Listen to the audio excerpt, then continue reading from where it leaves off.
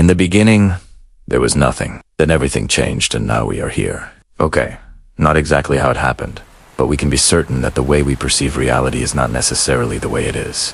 There's always more to know. You might have thought you were taught everything about our world from your teachers, but even they don't know all of the secrets out there.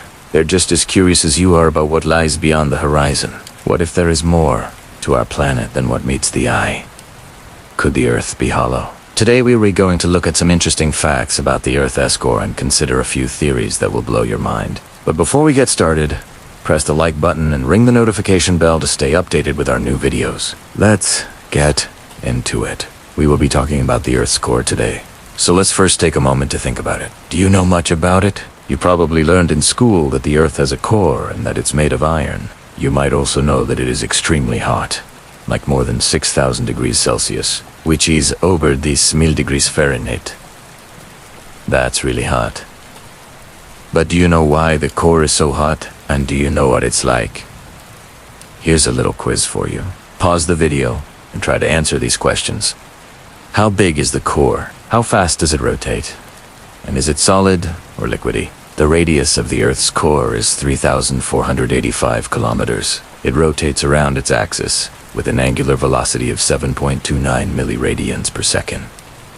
And finally, the Earth's core is mostly solid. In fact, only the outer core is liquid. Now go ahead and unpause the video to check your answers. How many did you get right? Share your score in the comments section below. The Earth's core makes up around 15% of the total volume of our planet and almost half of its mass. Even though it is very hot, the inner core is actually cold enough to be a solid ball of iron and nickel. Scientists think that the heat from the formation of the Earth and the pressure from the rest of the planet's layers pressing down on the core is what keeps it in a solid state. However, the outer core is liquid because the pressure is lower there. It also contains a lot of sulfur. Because of this, the material has a lower melting point. And don't forget that the temperatures in the outer core reach about 5,000 degrees Celsius. That's as hot as 9,000 degrees Fahrenheit. The boundary between the outer and inner core is located around 5,150 kilometers beneath the Earth's surface. Now let's talk about something that might sound crazy, but it's actually not as far-fetched as you might think. There's a theory that says the Earth is hollow. A lot of people believe that inside our planet there are other worlds where different races of people live. Some say that there's a hole in the North Pole that leads to a land full of giants. Others claim that there's a giant opening at the South Pole that leads to a subterranean paradise. People have been telling stories about the hollow Earth for thousands of years. These stories often involve mystical lands and magical creatures.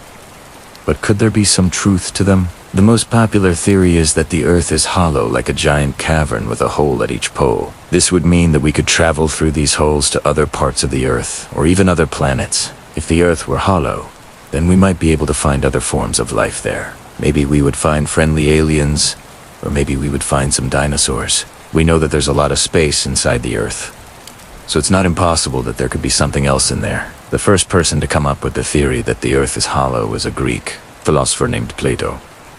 He believed that the Earth was flat and that it had a hole in the middle that allowed people to travel to the other side. Many people throughout history have believed in the hollow Earth theory. One of the most famous proponents was a German philosopher named Emanuel. He believed that the Earth was hollow and that it had a central sun. According to his theory, this inner sun provided light and heat to the Earth's core, which was inhabited by angels and demons. Another theory is that the Earth is actually a sphere with a small hole in the middle. This hole is constantly being filled with water, which eventually overflows and creates a new ocean. This theory is based on the belief that the Earth is constantly changing and evolving. And finally, the last theory is that the Earth is actually a donut-shaped ring that surrounds a giant black hole. This black hole is what keeps the Earth in place, and it also provides us with energy. The idea of a hollow Earth isn't as far-fetched as you might think. In fact, there's evidence to suggest that it could be true. For example, scientists have discovered that the Earth's magnetic field is much stronger than it should be. This could be due to the presence of a giant cavity inside the Earth, Adityonaji. The Earth's gravity is weaker at the poles than it should be. This could be explained by the fact that the Earth is actually a sphere with a small hole at the center. And we've got another treat for you. Are you ready to dive deeper into the mystery? Stay tuned. We're just getting started. Don't forget to get comfortable, dim the lights, and breathe slowly. It's me. Thank you for watching. Remember to subscribe for more updates. I want to show you some places that exist in our world. They're not quite where you expect them to be. They're somewhere between here and there. Or they're here and they're not. Maybe they're here. In Greece, when someone died, their soul would cross over into the underworld and make its way to the river Styx. This river was so wide that it took 3 days for the souls to cross over to the other side. If you had money, you could pay Karen to row you across in his little boat. But if you didn't have any money, well, then you just kind of floated there for a while until your body started to decompose and your flesh and muscles started to get washed away by the current. You know, like normal stuff. Now, this was actually the good river. There were 4 rivers in total, and each one got worse as you went along. The Styx had the power to make you forget everything about your past life. Then you'd wander through this big field full of poppies, and you wouldn't remember anything anymore. You wouldn't even remember that you used to be alive. That was the point. That was the goal. You didn't need to remember anything about the outside world. All you needed to do was keep walking forward. Just don't look back. Don't look back, because all of those beautiful memories that you have, all of that stuff is left behind. You can't take it with you. If you followed the path all the way down, it led you to the great gate of the underworld. This huge bronze door that was guarded by 2 giant dogs. Their names were Cerberus and Geryon, and it was their job to make sure that no one who wasn't dead could get in. So if you were still breathing, or if you still had a pulse, well then they would eat you. And if you weren't dead, you definitely didn't belong there. So it was a pretty effective system. But let's say you got past the gate. What then? Well, then you'd go down this path that was lit by these giant lanterns hanging from the ceiling. It stretched out before you into the darkness. This narrow passageway that was filled with the whispers of the dead. All around you were bones and skulls and ashes of people who had walked this path before you. It was a reminder that death was all around you now. You couldn't escape it. You couldn't run away from it. Death was everywhere. And then at the end of the path, you came to a crossroads. And standing in the middle of the crossroads was this old woman. Her name was Hecate. She was the keeper of the keys to the underworld, and she watched over all of the ghosts that wandered here. She was also the one who decided where each ghost would go after this. Some of them would get to move on and find peace, but others would be stuck here forever. So what did you have to do to get past her? Well, you had to tell her your deepest secrets. You had to tell her all of the things that you'd never told anyone else. You had to lay everything out on the table, and then she'd decide whether or not you were worthy of moving on. If you were, then she'd give you a flower, and you'd plant that flower in your new home. If you weren't, well, then she'd just laugh and turn away, and you'd be stuck there forever. This whole place was kinda like purgatory. It was the waiting room for hell. After you made it past Hecate, you'd walk through another gate, and this one was made out of iron bars. And on the other side was Tartarus. Now, hell wasn't really hot and fiery. It was more like a dark and cold and wet. Think of a rainy day in December in Seattle. That's what hell was like. And the rain just poured endlessly here. And everyone who walked through that gate got soaked. The further you walked, the colder it got until finally you reached the river Phlegethon. Now, this river was filled with blood. It wasn't really blood. It was more like red paint, and it was super thick and goopy. And you had to wade through it up to your knees. And then, on the other side of that, was your final destination. Some of you would go to Elysium and live out the rest of your afterlife in peace and quiet. Others would go to Asphodel Meadows and just kinda hang out there for a while until you eventually forgot why you were even there in the first place. And then there were others who ended up in the great yawning pit of endless torment, trapped there forever. There are lots of different myths about what happens after you die, but I wanted to share this one with you because I think it's kind of interesting. It's not very original, but it's kind of fun. Okay. In Norse mythology, there was this idea that the world was made up of 9 different realms, and they were all connected together by this giant ash tree called Ygg. Now, every realm was different from the others. For example, there was Nibelheim, which was the land of the mist, and it was so cold there that every single night it froze over and covered in ice. Then there was Muspelheim, which was the land of fire, and it was always burning and there was lava everywhere. But my favorite realm was Shambhala. It was kind of like heaven. You got there by being extra good while you were alive. Like, nicer than nice, better than best. And once you got there, you lived in this golden palace that never burned down. It was surrounded by high mountains and waterfalls, and the air was always filled with flowers and sweet-smelling trees. It was ruled by this guy named Gunlock, who was half god and half snake. He was kind of like Buddha. He taught everyone how to live their lives according to his 64 different laws. And everyone lived in harmony with each other. Everyone got along, even the dragons. In fact, there were dragons everywhere. They swam in the lakes and flew in the sky. But don't worry, they weren't scary. They were friendly. They loved hanging out with the humans and teaching them all kinds of cool stuff. Like, seriously, they were like the coolest dragons ever. I wish I could go there, but unfortunately I don't think I'm good enough yet. Finally, let's talk about the Earth.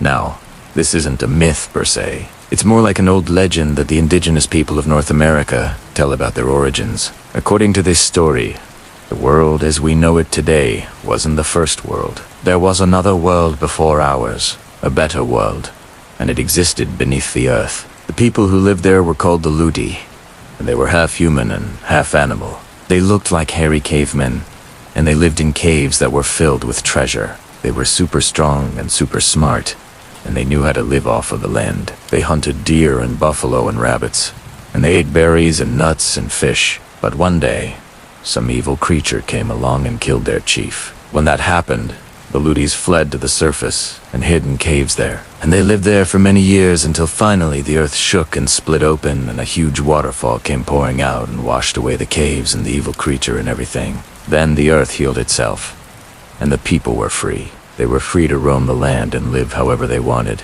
They could hunt and fish and build houses and raise families. They could do whatever they wanted. And that's when the Earth people became the Native Americans. I think it's amazing how many stories there are about other worlds. Worlds that are hidden from us, or worlds that are just beyond our perception. These stories have been told for thousands of years, and they continue to inspire awe and wonder in people all over the world.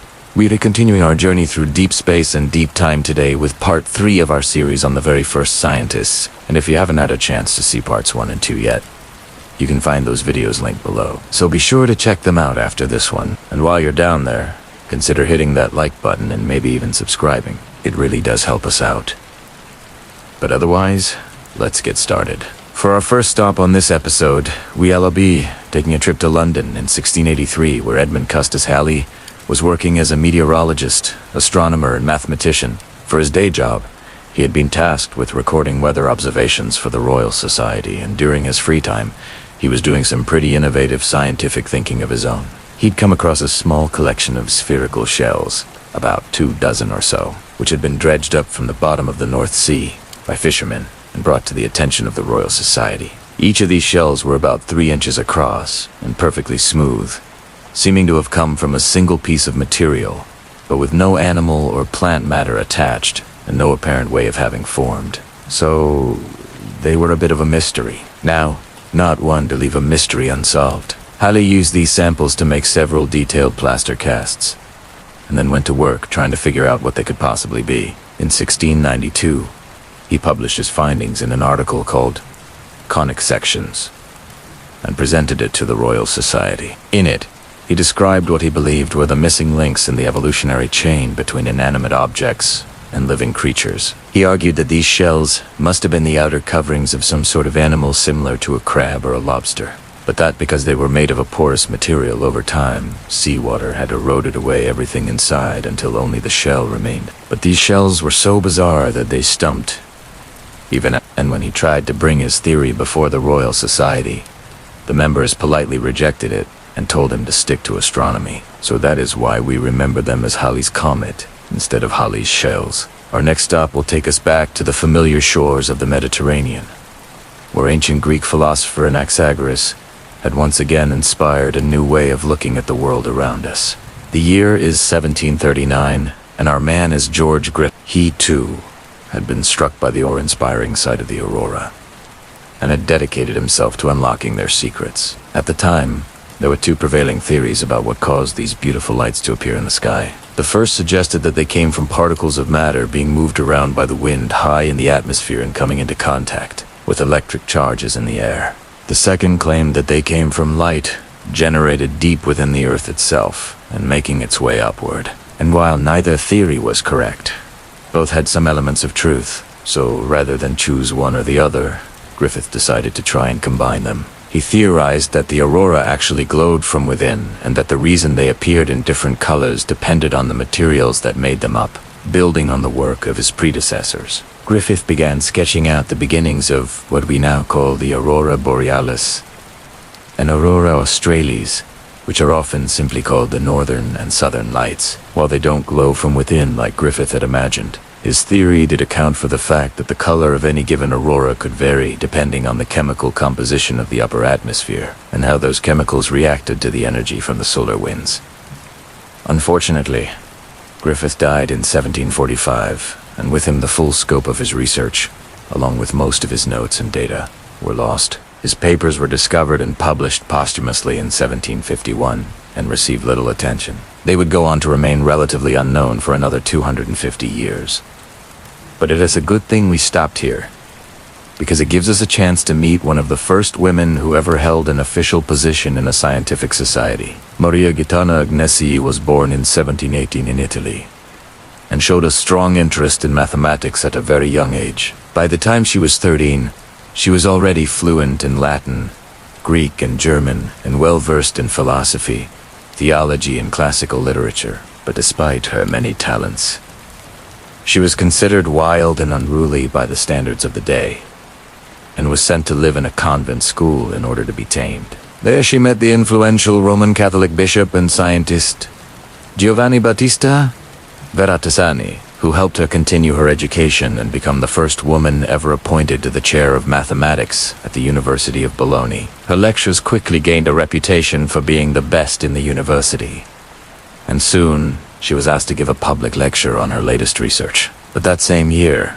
her father became embroiled in a financial scandal and her family left Bologna to avoid the bad publicity. This meant leaving behind everything she'd worked for, including the manuscript for her latest project, which she'd hoped to publish in book form. Discouraged, but determined, Agnesi revised and expanded the work and self, published it in 1748 under the title Instituzioni Analitiche ad uso della gioventù italiana, and while it was never meant to be anything more than an educational textbook for her students, it quickly gained popularity throughout Europe and became the most important mathematical textbook of the 18th century. The book contained detailed explanations of infinitesimal calculus, the theory of equations, and much more. It also introduced the term analysis to describe the process of solving an equation, something that had never been done before. It was such a massive success that translations were produced in French, German, and English, and was credited with helping to launch the careers of many notable mathematicians, including Joseph Louis Lagrange, Leonhard Euler, and Jean Leron Dalla. And speaking of Euler, it's time to take our next trip and visit him in his study in Bot, Switzerland, in 1744. He was hard at work, writing his Institutions Calculi Differentialis, or Institutions of Differential Calculus, which would be one of the most important works of the Sturmian era. Euler was already well established as one of the top mathematicians in Europe, and his textbooks were considered required reading for anyone who wanted to study the subject. But this new work was going to push the boundaries of math further than ever before.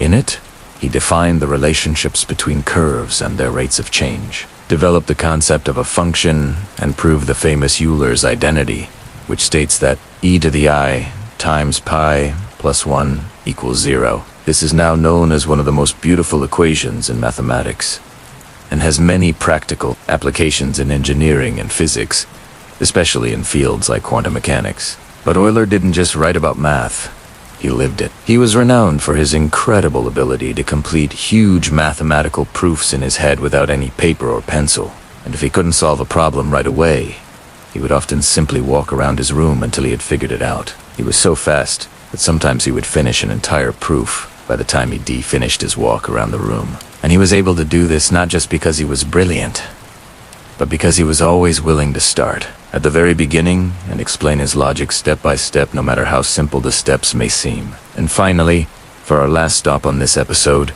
we LLB, traveling to Paris, and back in time to 1766, to attend a lecture by French philosopher and mathematician Jean Laurent. He was giving a talk on his latest work, a critical and historical dictionary of sciences and arts, which would eventually grow to include over 40,000 articles written by the leading scholars of the day. The work was commissioned in 1749 by French Baroness and writer Anne-Louise de la Vallière and Denis Diderot, who was struggling to finish his own independent encyclopedia project. Together, they set out to create a comprehensive overview of all human knowledge and understanding in a clear and concise manner, so that readers could use it to expand their own knowledge. This was a bold move because they were essentially creating a competitor to the encyclopedia, a massive collection of writings compiled by the Catholic Church and considered the definitive source of knowledge in France. The encyclopedia went into greater detail on many topics and was unafraid to tackle potentially controversial subjects like religion, politics, and society. However, it was written in such a way that anyone could read and understand it without needing to be an expert in any particular field. So while it wasn't intended to challenge traditional authority, it did contribute significantly to the spirit of the Enlightenment and its ideals of reason and progress, inspiring future scientists, inventors, and philosophers for generations to come. And yet, somehow, later, that very same year, 1862, a man stood before a packed house at the Smithsonian Institution in Washington, D.C.'s, delivering a lecture entitled The Tunnel Under the Atlantic. The speaker was one John Cleve Symmes. John Cleve Symmes was born in 1780 in the state of Ohio. Though he was raised in Cincinnati, he spent his early adult life traveling the United States, working as a surveyor and acquiring land patents for various individuals, including his own. Eventually, he turned to real estate speculation and moved to New York City, where he made a fortune buying up cheap property on the Lower East Side and then reselling it at a huge markup after the Erie Canal opened up. But there was another side to Symmes. From an early age, he had been obsessed with the idea of drilling a tunnel through the center of the earth. His first book, published when he was just 20 years old, was entitled The Theory of the Earth. And so it was that in 1818, at the height of his real estate career, Symmes decided to abandon his fortune and devote himself full-time to this single obsession. With his own money, he built a drilling rig near Dayton, Ohio, which he used to bore a hole 347 feet deep into the earth. But after 2 years and $50,000 in expenses, he got no closer to the center of the earth than he was on day one. So Symmes traveled to Washington, D.C. to petition Congress for funding, only to be turned away by a hostile legislature. Not to be deterred, he drafted a plan to drill from both the North Pole and the South Pole simultaneously and presented it to the Tsar of Russia. Again, no luck, but one of Symmes's former business associates, Thomas Hancock, now U.S. Minister to Sweden, remembered his friend's brilliant mind and invited Symmes to Stockholm to present his ideas to King Oscar I. But while Symmes was gone, Hancock was called back to the United States on urgent business. So he left Symmes in Sweden with a letter of introduction to the King of Denmark. There, Symmes met a man named William Warren, who became his lifelong friend and partner in crime. Together, they set sail for Paris and began promoting Symmes's theory to anyone who would listen. They even published a pamphlet describing their plan to drill a 24-inch hole from Paris to London. It was around this time that Jules Verne, the father of modern adventure fiction, published Journey to the Center of the Earth.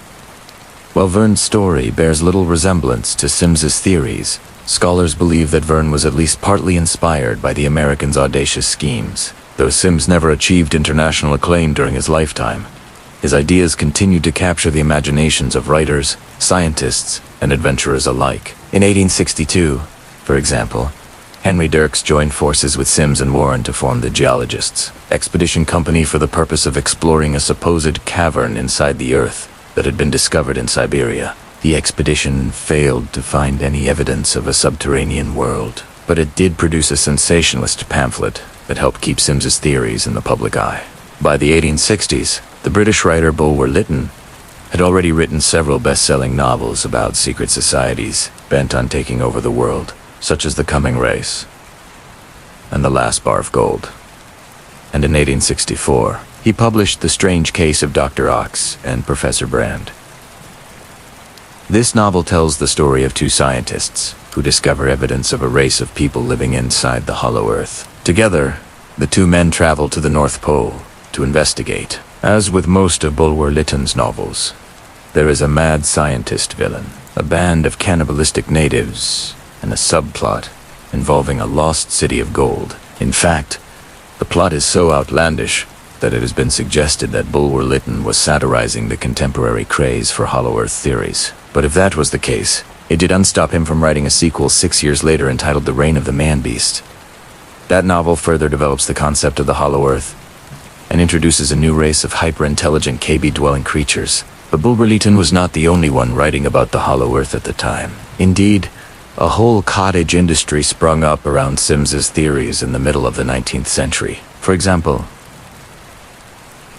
there was the New York-based Simesian Society, whose members drilled a small hole near Niagara Falls in an attempt to reach the center of the earth. Then there were the British Hollow Earth Society and the German Inner Earth Club.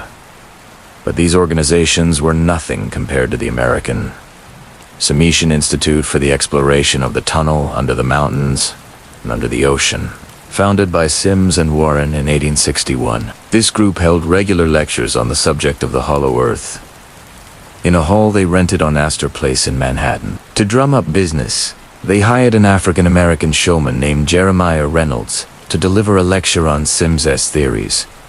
While dressed in the costume of a Zulu warrior, Reynolds was born free in 1814 in New York City, but because of the color of his skin, he spent much of his early life traveling around the country performing as a... By the 1840s, he had settled in Philadelphia, where he married fellow performer Elizabeth Fells. Soon he was earning $250 per night in some of the largest theaters in the United States. However, Reynolds' success was short-lived. In 1853, the theater where he was performing caught fire, killing Reynolds, his wife, and 7 other actors. Though he had survived one theatrical disaster, Reynolds was unable to escape a second. On December 5, 1854, he was part of a cast that included former President Martin Van Buren when the McLean building burned to the ground. But through it all, Reynolds managed to make a name for himself as one of the best lecturers in the country. And soon enough, he was being sought after to speak on all kinds of subjects. Eventually, Sims and Warren hired him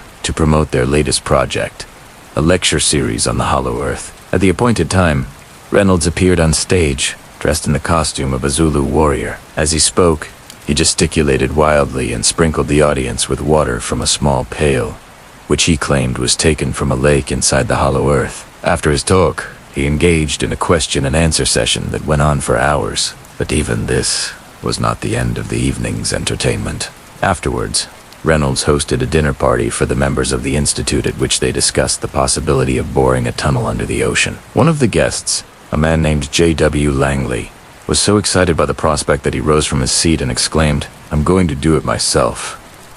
The others laughed until they saw the wild look on Langley's face and the determination in his eyes. Langley was a self-made millionaire who had gotten his start in life by smuggling goods across the Canadian border. Now he proposed to smuggle something far more valuable than tea and tobacco: knowledge. Langley wanted to send a submarine vessel through a hole in the South Pole so that it could emerge on the other side and spy on the mysterious inhabitants of the inner earth. Unfortunately, Langley lacked the scientific background to make his dream a reality, and so he brought in a man named Thaddeus Lowe to help him. Lowe was a former hatter who had invented a machine for manufacturing artificial ice. However, the patent for his invention had been stolen, and Lowe was now looking for a new project. He teamed up with Langley, and together they formed the Anglo-American Submarine Company. Within months, Lowe had designed a submarine vessel capable of carrying 4 passengers and enough supplies to last them up to a year.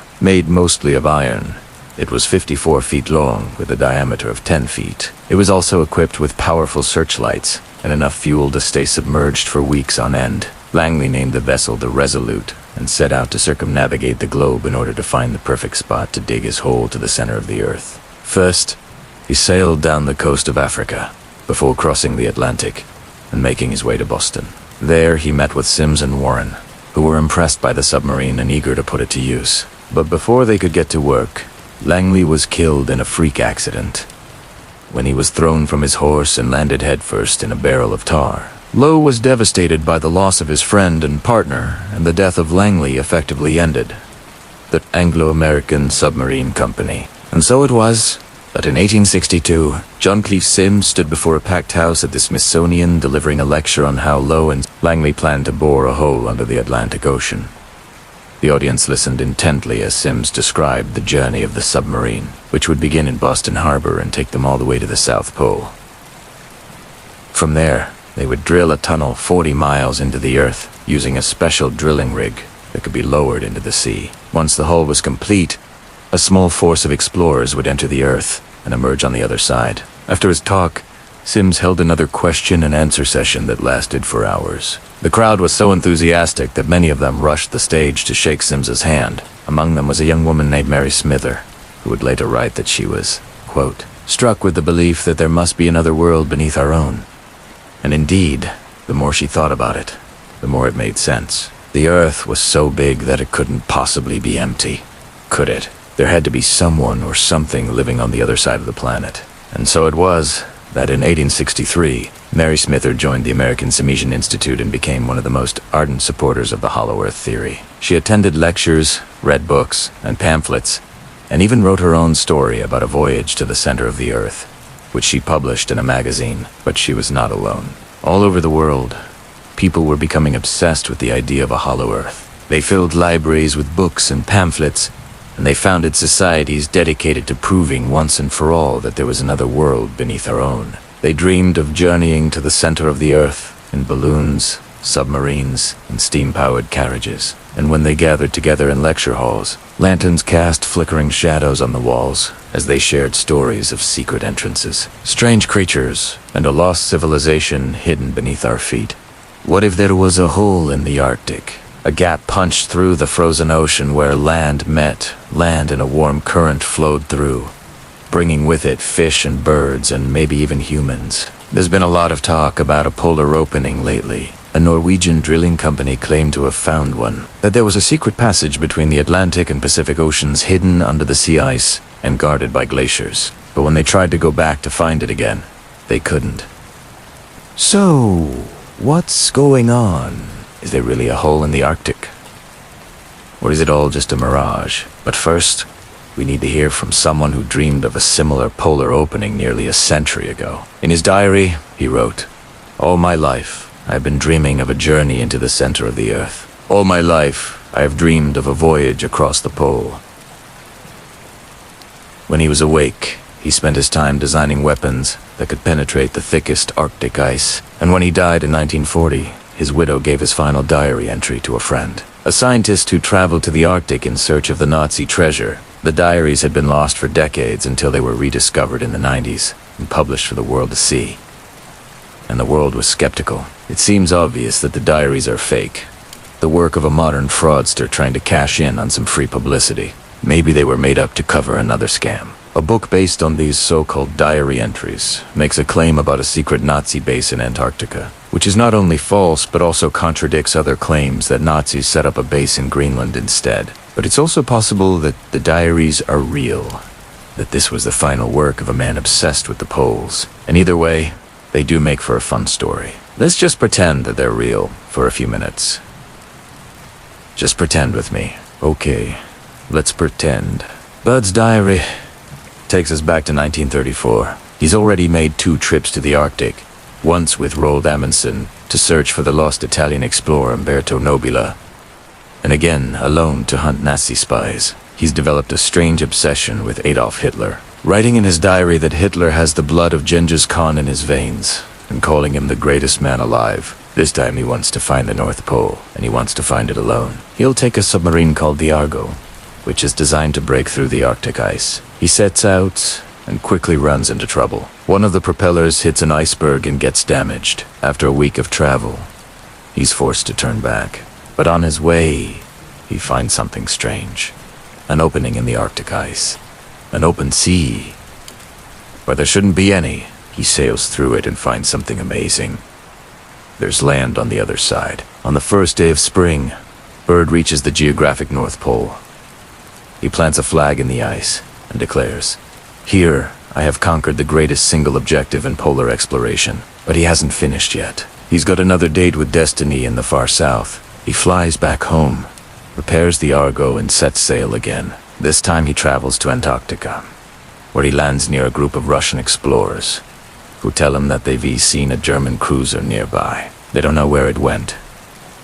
But, Dois. He chases after the Germans and eventually finds their secret base, hidden away on an island in the Weddell Sea. He sneaks closer and spies on them, watching his planes take off and fly away to the north. He follows them again and finds another opening in the ice, a giant hole in the middle of the Antarctic Circle. The Germans are using it to sneak through to the other side of the continent and steal valuable resources. Bear watches them go and then decides to explore the hole himself. He flies his plane through it and comes out on the other side of Antarctica, having flown almost all the way around the world. It is a much shorter route than the one he took earlier, and he realizes that it might be easier to fly through the hole than all the way around. And so he does. He flies from pole to pole and discovers more and more openings, more shortcuts through the frozen ocean. His diary ends here, and with it, our little adventure. Now, if you'll excuse me, I need to go stare at a wall for a few hours and contemplate the meaning of existence. Maybe you'd rather hear about the real expeditions to the poles. The ones that we know happened, like the Shackleton-Rowett expedition of 1921. That's the one that brought the first submarine to Antarctica. Or maybe you'd like to hear about Operation High Jump, the massive US campaign to study the Antarctic in the late 40s. Either way, there's no shortage of incredible tales from the poles. Here's one. The Endurance left South Georgia on October 26, 1914, bound for Antarctica. It was the second expedition led by Ernest Shackleton, a man whose name is synonymous with survival against all odds. The goal of the trip was to be the first to cross the Antarctic continent, but things didn't go according to plan. Within a few days, the ship was trapped in the ice, doomed to drift with the currents. While Shackleton and his crew waited patiently for rescue, after months of being stuck, they realized that they would never be rescued and that they would have to abandon ship. Luckily, they had provisions for such an emergency, including lifeboats, life buoys, a harpoon gun, and a cache of food and supplies buried on the nearby shore. They managed to get the Endurance free from the ice, but not without damaging the hull. The ship began to leak, and there was no way to repair it in time, so they did the only thing they could.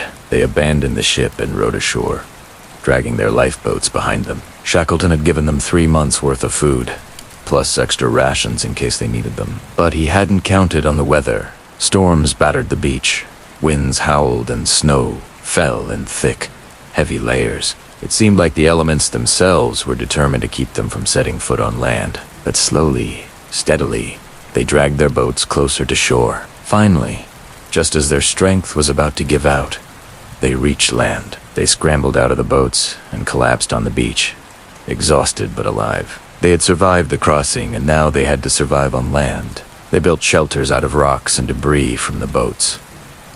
Then they started hunting seals and penguins. For weeks, they lived on the ice, eating only what they could catch. Finally, after 3 months, they were rescued. Not all of them, mind you, but most.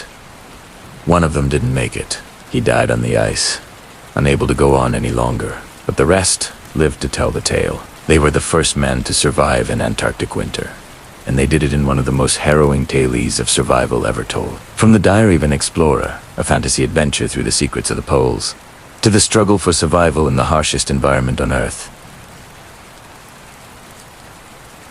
Each of these stories captures a different aspect of the poles, whether it's the beauty of the auroras or the harsh reality of life on the ice. These stories bring us closer to one of the last great frontiers. As the sun dips below the horizon, the sky erupts in a riot of color.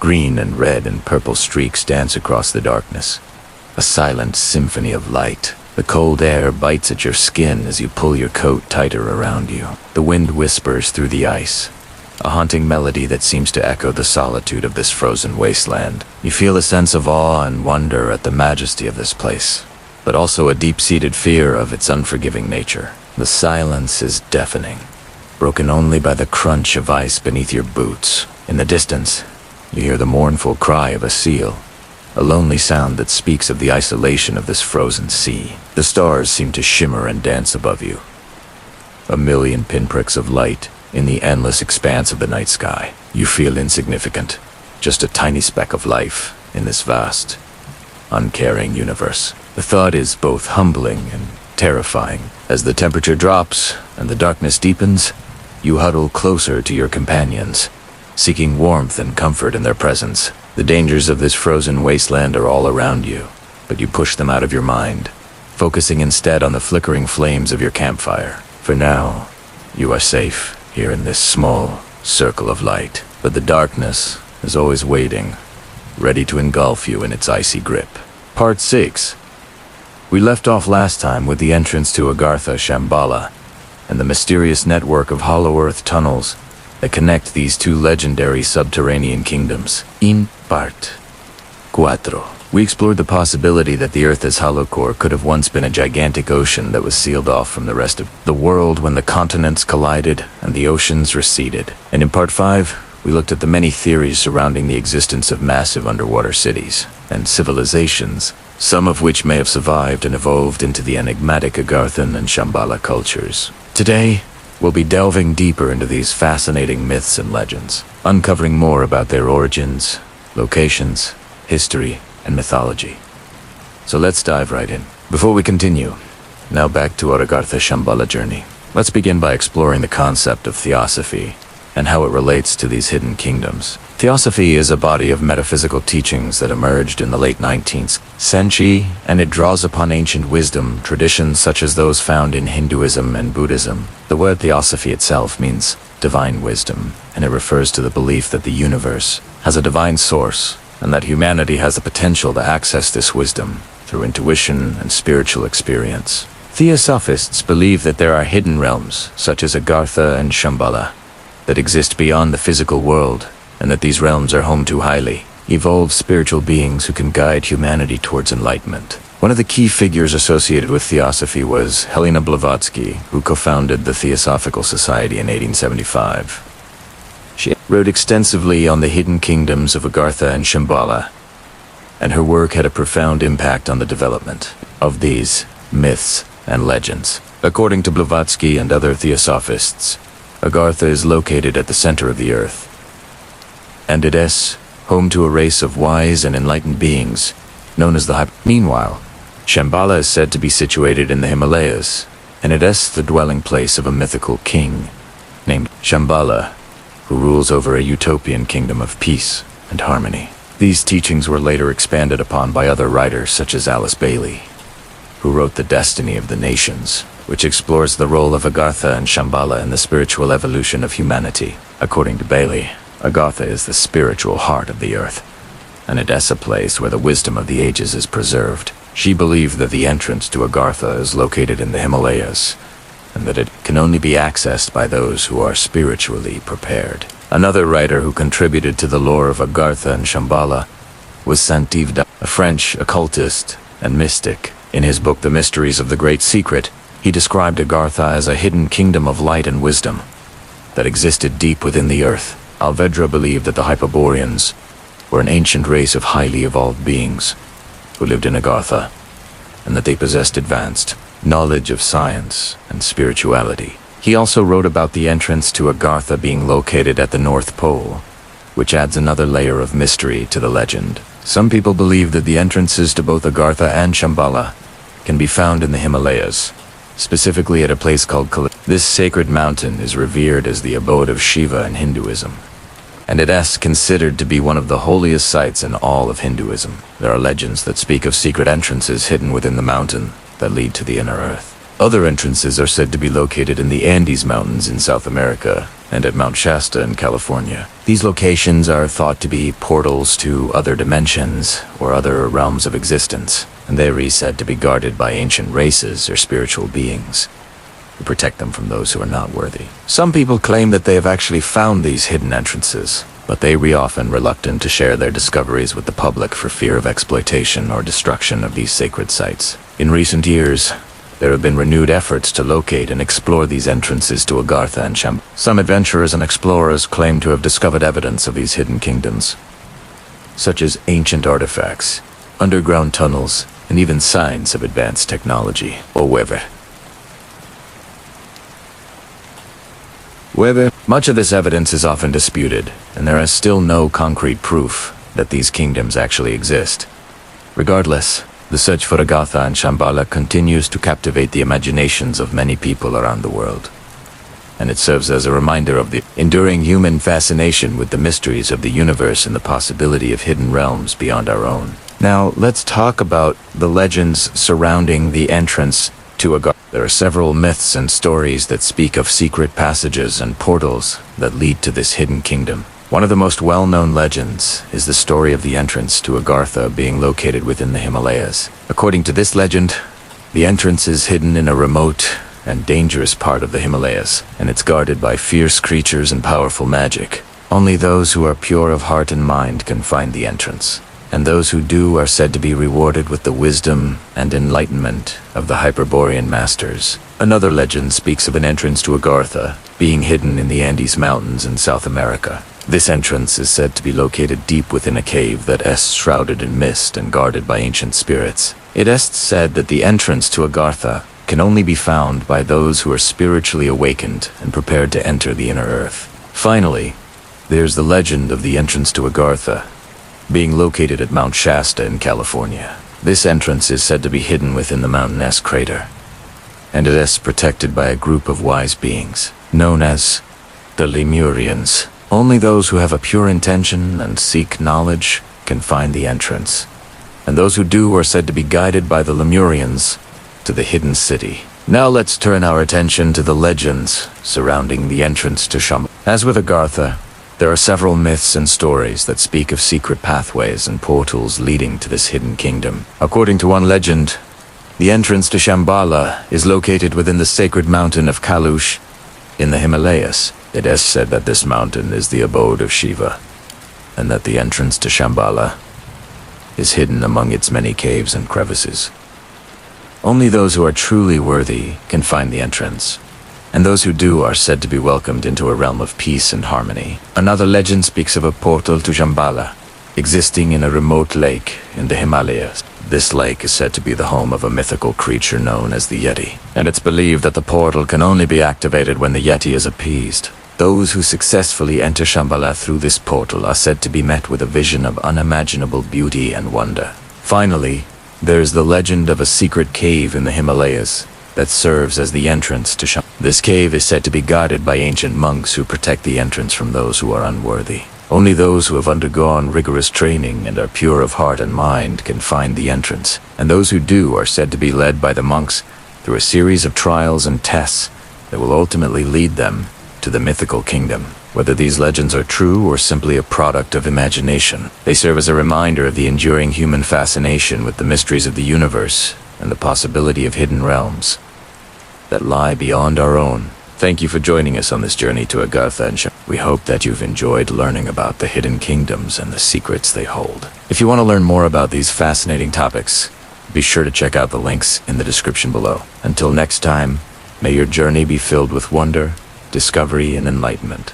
The great cities of the underworld are always somewhere far away. They lie in Asia or Africa, maybe beneath the ocean. But what if they were here all along? What if they were simply hidden in plain sight? In the remote Turkish village of Darinkyu, a labyrinth of tunnels spreads out over 18 stories and 63 meters deep. It's the largest underground city ever discovered. Here, in the soft rock of the Cappadocia, entire worlds have been carved by hand, shielded from the outside by volcanic ash that fell thousands of years ago. In the caves and passages, entire villages once lived out their lives without seeing the sun. Here you can still feel the echoes of their footsteps on the stairs cut into the tuff. There is beauty in these places, a stark,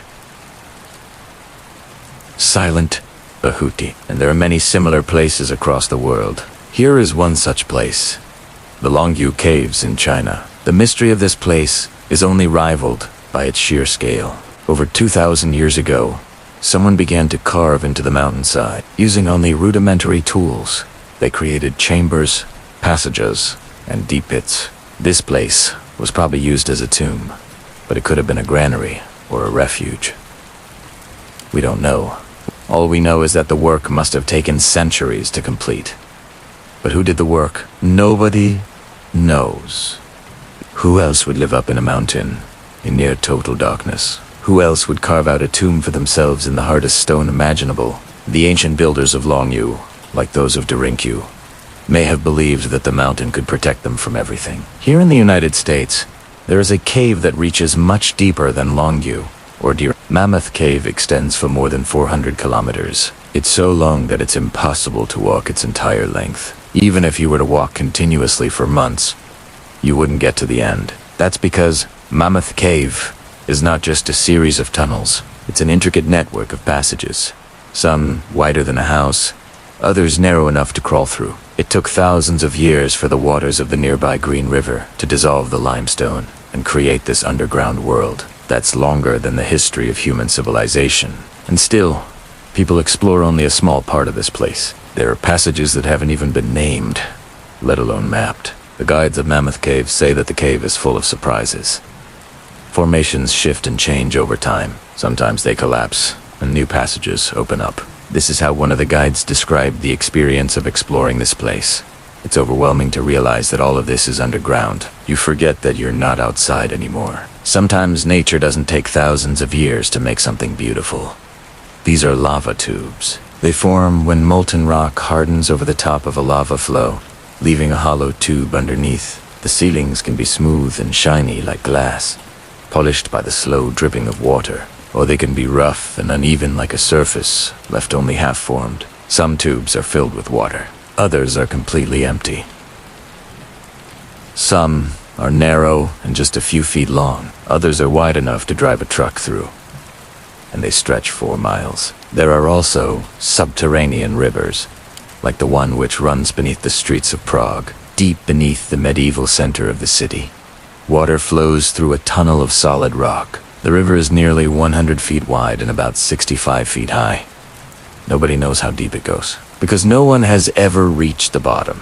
The river is too dark and too deep to navigate without modern equipment, so it remains unexplored. In fact, most of us pass by every day without realizing that there is a secret river hiding beneath our feet. Here is another river, the Rio Camay, in Puerto Rico. It's called the longest underground river in the world, though nobody has explored it all the way through. What we do know is that the Rio Camay flows beneath 200 kilometers of solid rock, deeper than any other river on Earth. Its waters come from the same aquifer that supplies drinking water to the island's 4 million people. If you were to dig a straight tunnel from the source of the Rio Camay to the sea, you could reach the Bahamas in less than an hour. Instead, the water travels for days, filtering slowly through limestone channels, dissolving rock, and creating underground lakes and caverns. The Rio Camay is over 2,500 feet wide in some areas. That's wider than 2 American football fields, and the ceiling is decorated with stalactites and stalagmites everywhere. The walls are covered in colorful minerals, making the river look like a vein of precious metal running through the heart of the island. The explorers who first discovered the Rio Camay called it a subterranean wonderland. Some underground rivers can be seen from above. Here the water seeps through the cracks of the mountain, creating ponds and pools in the soft rock. This is Bedabsork in Iran. The mountains here are made of red limestone and clay, so the pools and ponds are stained a rusty orange color. Some are deep and reflect the sky like mirrors. Others are shallow and filled with reeds and cat. In between them are waterfalls that tumble down the mountainside, flowing into smaller caves and crevices. The water from Bedabsork eventually makes its way into the nearby Desgar Cave, where it collects in a vast underground lake. Nobody knows how big this lake is, but it's one of the biggest underground lakes in the world. From the surface, the cave looks like a gaping hole in the side of the mountain, almost a mile wide and half a mile deep. Inside, the air is heavy and damp. The walls are covered with stalactites and stalagmites, and in the distance, you can hear the sound of water dripping into the darkness. We know very little about this lake. That's because it hasn't been explored. No human being has ever swum across its surface or mapped its shores. One scientist estimated that it could be 90 meters deep, but nobody really knows. We do not know if anything lives in the lake, or if it connects to any of the other underground rivers in the region.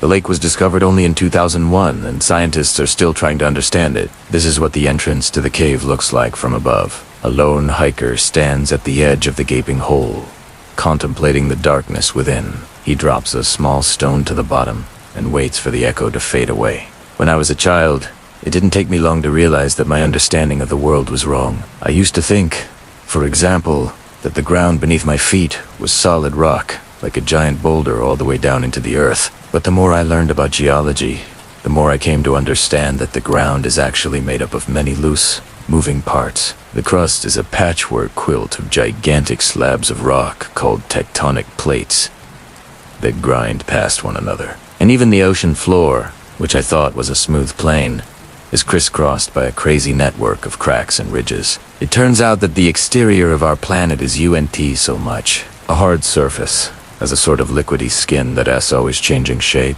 and rearranging itself. And that's just the tip of the proverbial iceberg. Because if we keep digging deeper, we will eventually reach the Earth's core, the innermost part of our home planet. In fact, let's do just that. Join me as we punch through the crust and begin our journey toward the center of the Earth. The outermost layer of the Earth is the crust. As far as the rest of the planet is concerned, we humans live on the crust. At least most of us. Technically speaking, the crust includes the bottom of the oceans, which are on average about 6 kilometers or 2 miles deep.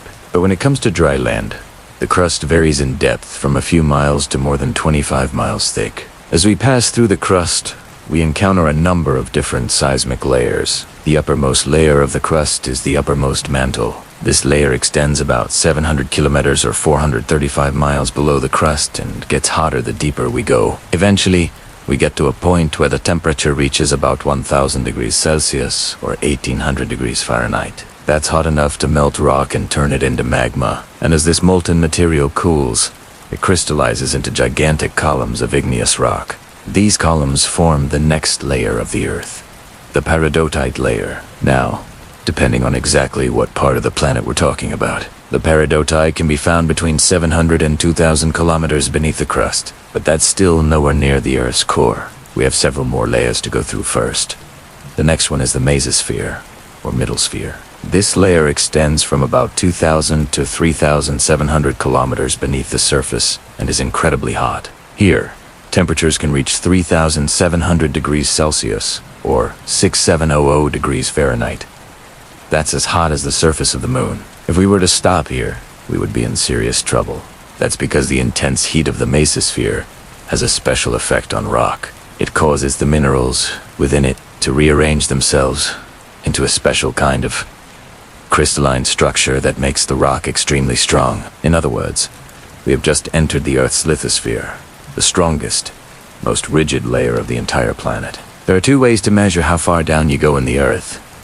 You can either measure from the surface, or you can measure from the top of the lithosphere. If we use the latter method, then we find ourselves now 3,700 kilometers beneath the Earth's surface.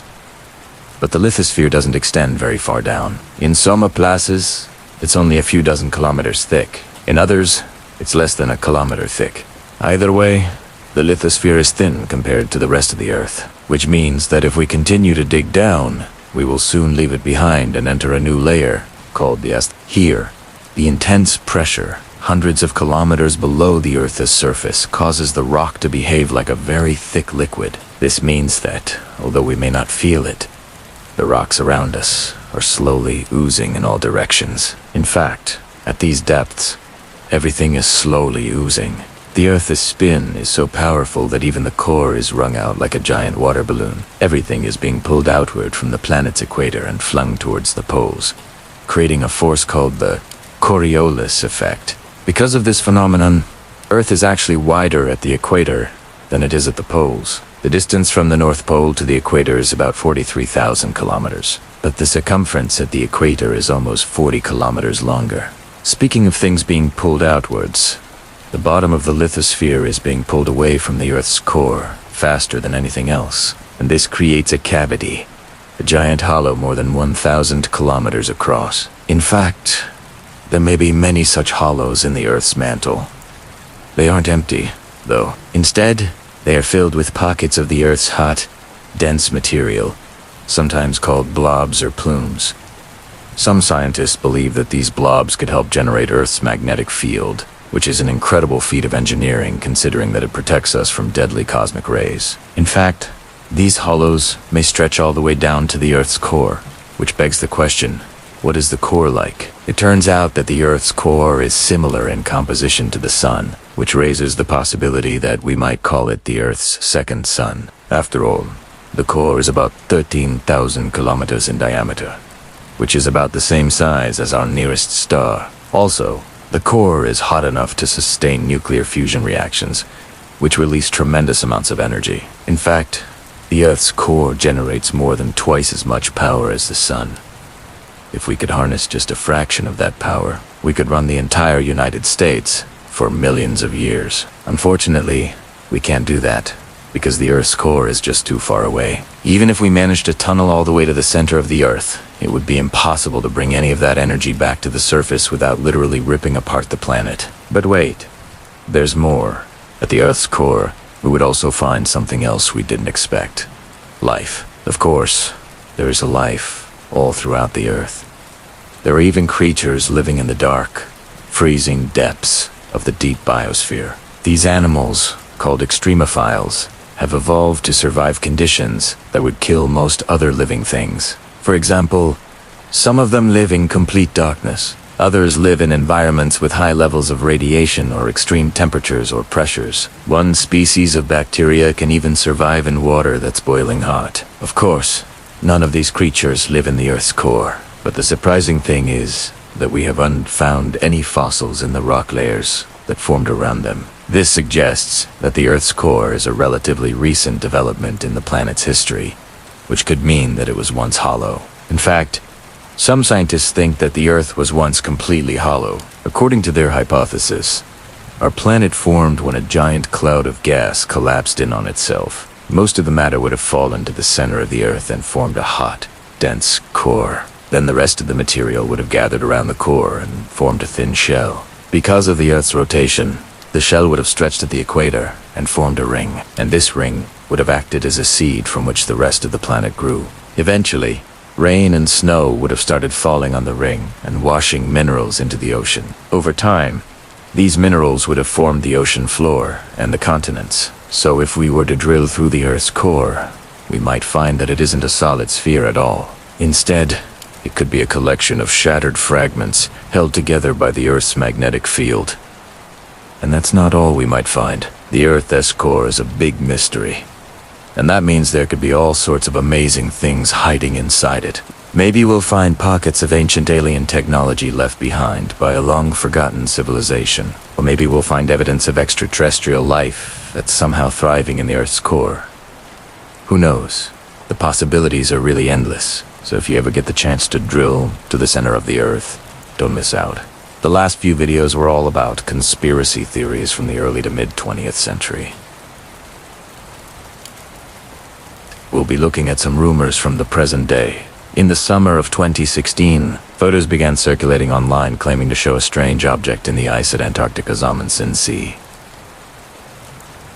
The image seemed to depict a dark shape roughly the size of a football field sitting in a hole in the ice, which was quickly filled in by other images showing it covered in snow. Since then, the story has been picked up by numerous UFO news sites, like the UFO Sightings Daily blog. According to them, the images are evidence of a massive extraterrestrial structure, something they say is proof of alien activity in Antarctica. This is just one of many stories to come out recently, claiming to prove the existence of aliens or extraterrestrial bases at the South Pole.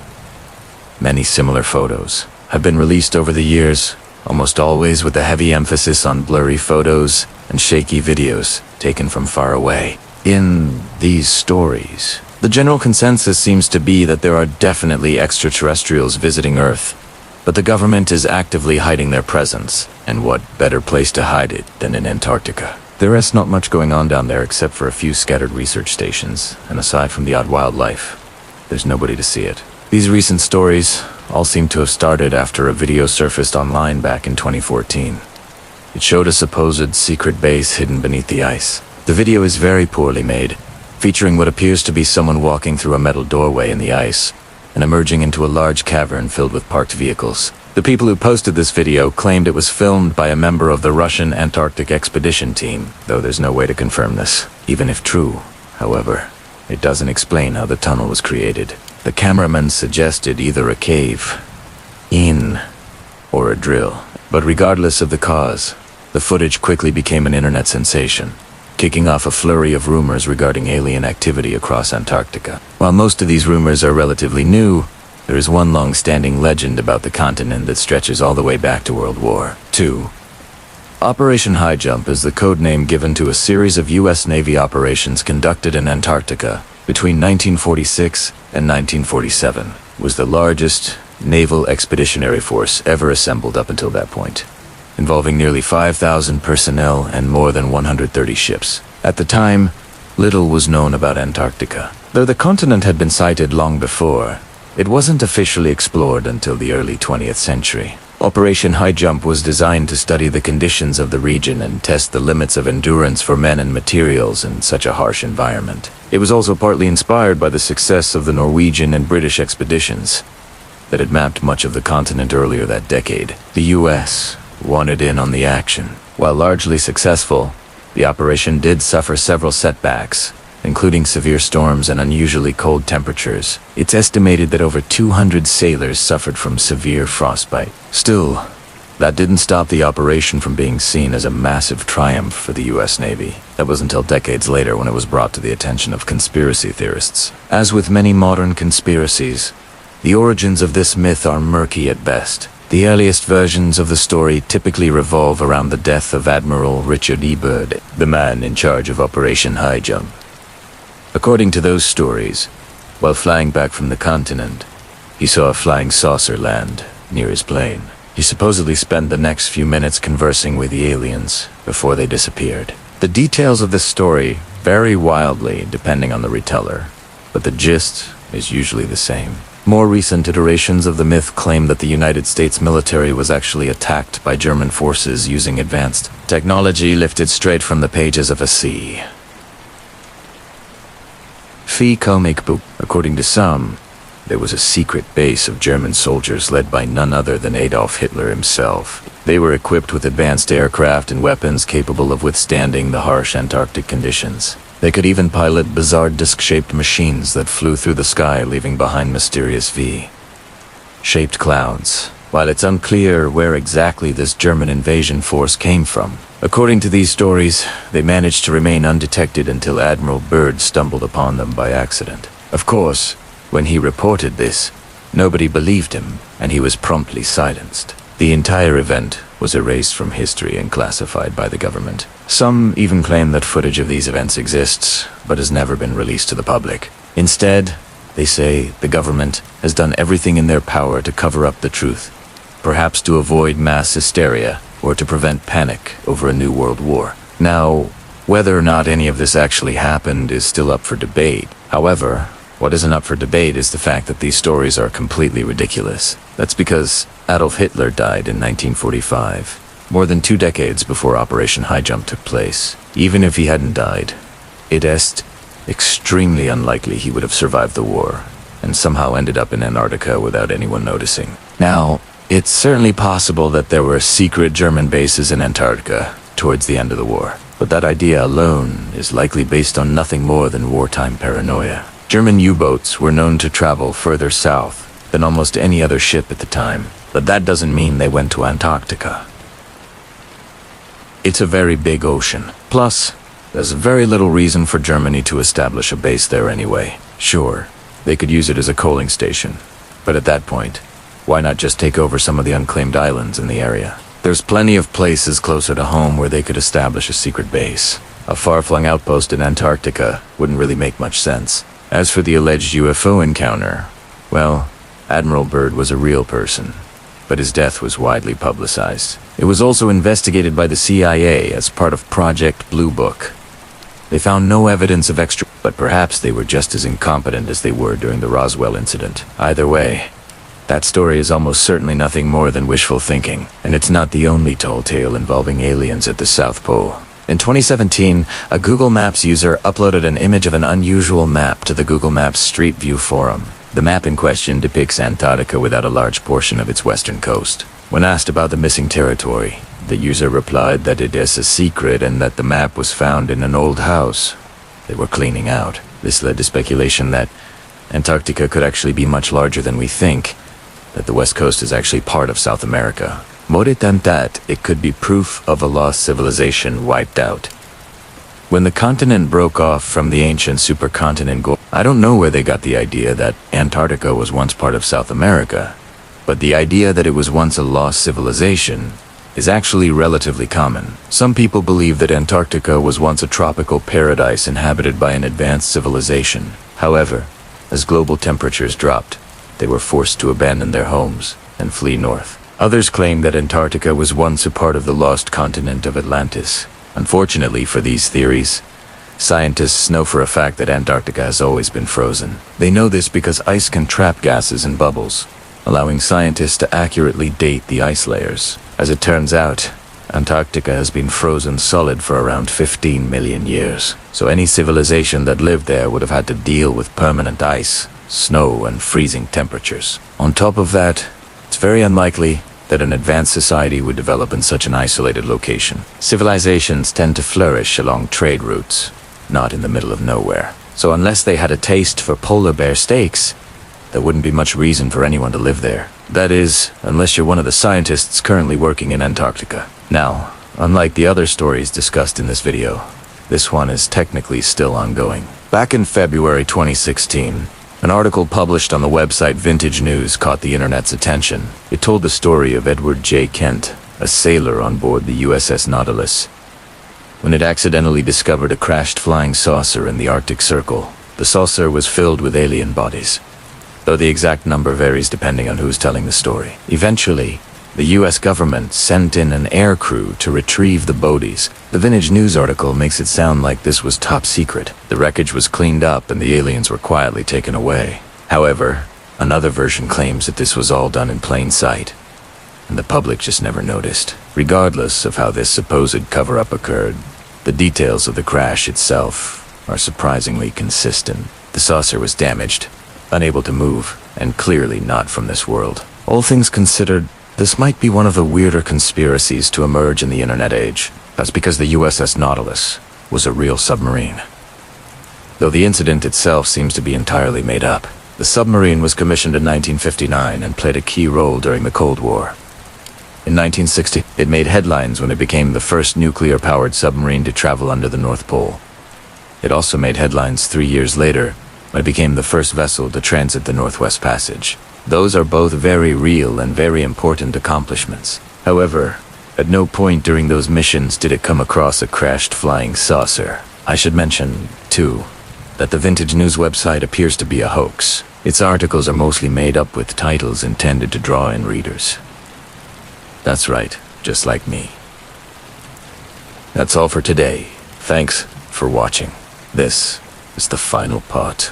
You may have ended up here by accident, or perhaps you've followed the whispers that seem to echo through time itself, drawing you to this place. But how did you get here? The memory evades you.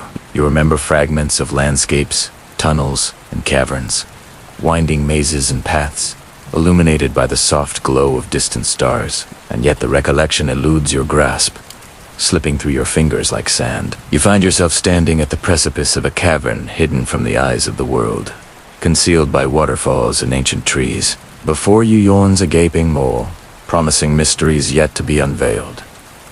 Taking a deep breath, you step into the unknown. The air grows cooler as you descend, the sound of dripping water composing a haunting melody. Your eyes begin to pierce the gloom, discerning shapes and colors in the shadows. Bioluminescent fungi cling to the cavern walls, casting an ethereal glow that dances in time with the water's gentle song. Their vibrant hues paint the darkness with artistry, transforming what could be menacing into something hauntingly beautiful. As you venture deeper, the ceiling recedes, revealing a vast chamber that stretches as far as your eyes can see. In the distance, an opening beckons, promising a way forward. But your gaze is captured by the shimmering expanse before you, broken only by towering stalagmites and stalactites, adorned with crystals. Some of the formations sparkle like diamonds, while others gleam with the cool light of sapphires. A sense of awe washes over you, humbling you in the face of nature's grandeur. You approach one of the crystalline stalagmites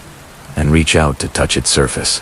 As your fingers trace the intricate patterns, a jolt of energy courses through you. Images flash through your mind, visions of a world both familiar and strange. You see cities bathed in the warm glow of sunset, rivers that shimmer like silver threads, and forests alive with the murmur of ancient wisdom. Each image leaves as quickly as it arrives, leaving you with a sense of longing for a time and place you've never known. But there is no time to dwell on these fleeting visions. You must move forward. With renewed purpose, you turn away from the crystalline monolith and continue your journey. The path ahead seems clearer now, illuminated not just by the eerie glow of bioluminescence, but by the growing clarity in your own heart. And then you see it. A lake nestled between the stalagmites. Its surface shimmers with an otherworldly light, and a profound stillness hangs heavy in the air. As you draw closer, the source of the lake's luminescence becomes apparent. Tiny organisms, unseen by most, drift in the water, creating a mesmerizing display of living constellations. It's a spectacle so enchanting that you find yourself entranced, forgetting everything but the beauty that surrounds you. A gentle breeze ripples across the lake's surface, and you notice small boats drifting nearby. They appear ancient, crafted from materials long forgotten, yet they seem to glide effortlessly on the water's surface. Curiosity piqued, you step into one of the boats. It feels solid beneath your feet, yet there are no visible means of propulsion. And without any effort on your part, the boat begins to move, gliding across the lake as if guided by an unseen hand. The boat carries you through a maze of waterways that wind around the colossal stalagmites. The silence is profound, broken only by the gentle lapping of water against the boat. The images and feelings that have been dancing at the edge of your awareness come together in a rush of insight. You realize that this place is not merely a collection of caverns and chambers. It is a microcosm of your own inner world, a reflection of your thoughts, emotions, and memories. Each twist and turn of the waterways mirrors a path in your own life, each bioluminescent organism symbolizing a part of your being. The visions you saw earlier, fragmented and elusive, now begin to make sense. They were glimpses of your potential, of the possibilities that lie dormant within you waiting to be awakened. The boat finally reaches a small dock at the far end of the lake. As you step onto the solid ground once more, you feel a sense of completion, of homecoming. Before you, stretching as far as you can see, is a vast city bathed in the soft glow of twilight. Buildings rise in graceful arches, their surfaces adorned with swirling patterns that seem to shift and change like clouds in a summer sky. Bridges span the gaps between structures, inviting exploration, and above it all, a luminous sky twinkles with stars that burn with an otherworldly light. There is a sense of tranquility here, a deep and abiding peace that envelops you like a warm embrace. Yet there is also a vibrant energy, a feeling of life pulsing beneath the surface, ready to burst forth at the slightest provocation. As you wander through the silent city, you discover hidden courtyards adorned with sparkling fountains and gardens filled with exotic plants that seem to glow from within. Everywhere you look, there is beauty, wonder, and a profound sense of interconnectedness. And as you continue to explore, you realize that this city is not merely a place, it's a state of being. It represents the harmony and balance that exist within you at your core. Here in this inner city, there is no conflict, only peace. There is no fear, only love. There is no separation, only connection. In TS Plays, you are truly home. And as you stand beneath the glowing sky, you know that this is where you've always been meant to be. The journey that brought you here was not an accident. It was a homecoming, a return to the place where your true self resides. Here in the quiet depths of your being, you are whole, complete, and utterly at peace. But your journey is not over. Not yet. This place is yours to explore, to cherish, and to protect. For within its borders lie the answers you seek, the wisdom you crave, and the love that has always been with you. Your path unfolds before you, illuminated by the soft glow of your inner light. Go forth with courage, with compassion, and with an open heart, for you are exactly where you need to be. This is the beginning of your true journey home. Now when you awoke, you felt lighter, more connected to the world around you, and full of a gentle energy. The dream lingered like a half-remembered melody, its notes echoing in the chambers of your heart. You knew that the caverns, the whispering waters, and the twinkling city weren't just figments of your imagination. They were fragments of a greater whole, a reflection of the vast universe that lay within you. As the day unfolded, you found yourself drawn to those fragments, seeking to understand their meaning and significance. You delved into ancient texts, searching for echoes of the images that had danced before your eyes. You meditated, hoping to unlock the secrets held within the depths of your being. And as you delved deeper into the mystery, you began to uncover a truth that had always been there, hidden in plain sight. You are the keeper of the inner city. You are the guardian of the bioluminescent lake. You are the weaver of the very fabric of your existence. And with this realization came a profound sense of responsibility. You knew that the world you had seen in your dreams needed your protection, your love, and your unwavering attention. But you were not alone in this task. For as you looked around you, you realized that everyone you met, every soul you encountered, was also a keeper, a guardian, a weaver in their own right. Each person you met carried within them the same images, the same feelings, and the same longing for wholeness that you had experienced in your dream. And so you reached out to others, sharing your dreams and your insights, hoping to awaken the slumbering potential that lay within them. Together, you formed a circle of light, a community of kindred spirits, who understood the importance of preserving the sanctity of the inner city. You knew that there would be challenges, that there would be times when the darkness threatened to engulf the light. But you were prepared, for you had seen in your dreams that even in the darkest moments, the bioluminescent beings and the crystalline stalagmites continued to shine, and you knew that as long as you held fast to the light within you, you could overcome any obstacle. And so you stood shoulder to shoulder with your fellow keepers, ready to face whatever challenges lay ahead. You knew that the fate of the inner city rested in your hands. But you were not afraid, for you had seen in your dreams that it was in the depths of despair that hope was born, that from the darkest nights, the brightest dawns emerged. And you knew that the same was true for you, for the inner city, and for the world. For you are the keeper of the inner city. You are the guardian of the bioluminescent lake. You are the weaver of your own destiny. And as long as you held fast to the light within you, you would never walk alone. Now, we want to hear about your journey. Share your dreams, insights, and experiences with us. And let's continue this incredible journey together. Remember, you are the keeper of the inner city. Let your light shine brightly and guide us all towards the dawning of a new day. Thank you for joining us on this journey. And until next time, may the light of your inner city illuminate your path.